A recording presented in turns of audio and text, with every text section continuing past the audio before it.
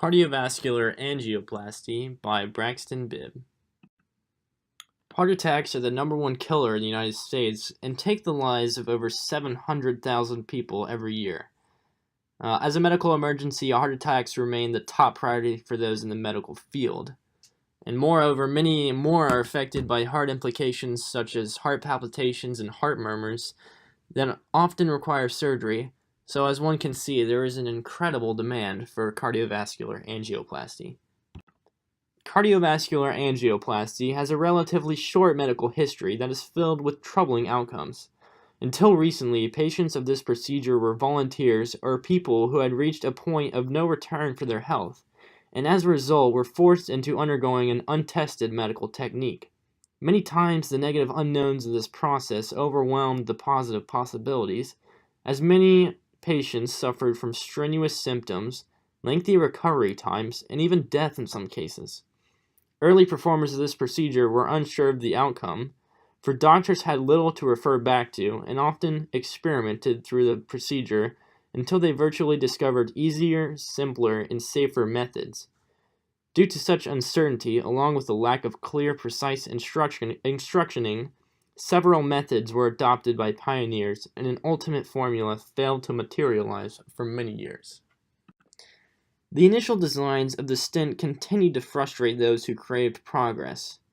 Back at that time, stents were either too flimsy and flexible or too rough and rigid.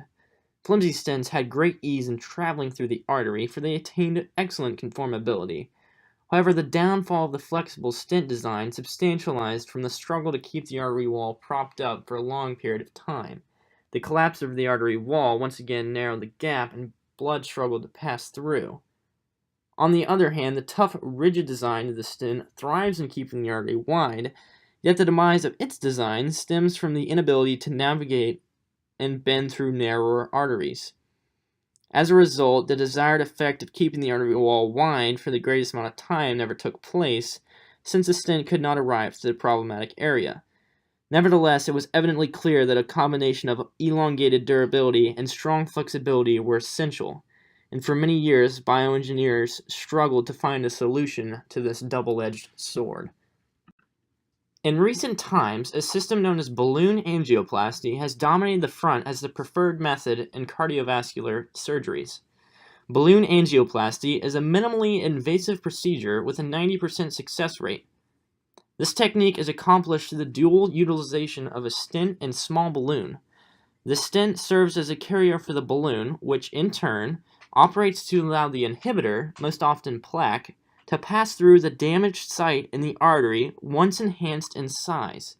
While this process is effective in the intentioning of widening the artery and allowing for greater blood flow, cracks in the artery wall remain as a side effect from the inflation of the small balloon. It is these cracks that scientists were trying to improvise and solve later on down the road. This is still considered one of the first modern breakthroughs in cardiovascular surgeries, and it is important to note the importance of this discovery.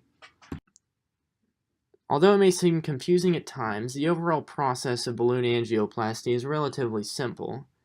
So you would start up with a buildup of cholesterol or plaque, and this buildup would block blood flow through the artery. So what doctors would do is they would insert a stent with a balloon into the partially blocked artery. Once it's navigated its ways into the problematic area, the balloon is inflated to expand the stent. Once the proper diameter of the artery wall is attained, the balloon would be removed from the expanded stent. And this is so because the stent itself is a foreign body. As a foreign body, the immune system's natural response is to attack that foreign body, and this would just lead to greater blockage of the artery wall due to the accumulation of white blood cells. So it's very important that they remove that balloon as soon as possible. While balloon angioplasty did serve as a more reliable procedure compared to its counterparts in the early days, 30 to 40% of patients experienced restenosis and regrowth of plaque around the inserted stent. To counter this regrowth of plaque in the process of restenosis, restent bioengineers and stent designers have coated the stent with a Paxil polymer, which acts to suppress restenosis and plaque growth. Only 10% of angioplasty patients experience restenosis when the drug-eluting stent is present, and this is a 20 to 30% reduction from the initial method of balloon angioplasty. To greater explain the advancements that drug-eluting stents offer as compared to balloon angioplasty, I gave you a visual here of a car wash. And balloon angioplasty, in this example, is just a standard car wash. And as you all know, in a standard car wash, you're going to accumulate dirt at a generous pace and probably be in need of one in a week or so, whether you drive your car or not. Now, the exciting thing about drug-eluting stents is that they have a Paxil polymer. And this Paxil polymer is essentially a wax coating applied to a car wash after you wash your car, which in turn will repel dirt at a greater rate and also for a longer duration.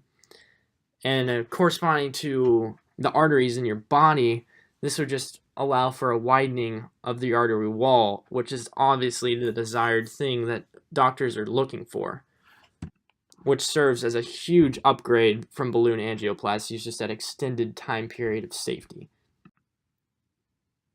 The future for cardiovascular angioplasty is very bright. And what doctors are looking to do is put more efforts into gene coding and DNA testing. This is a new development that would allow for greater accuracy on drug prescriptions that would cut down recovery times.